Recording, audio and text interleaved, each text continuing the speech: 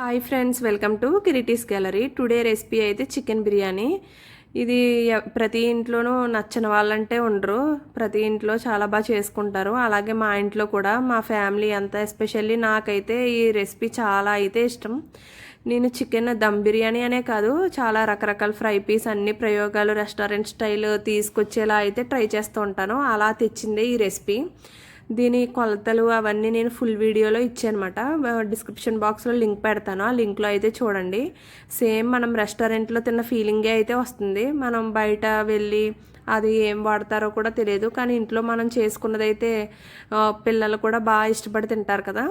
అందుకనే నేను చేసి ఫైనల్గా రెస్టారెంట్ ఫ్లేవర్ అయితే తీసుకొచ్చాను.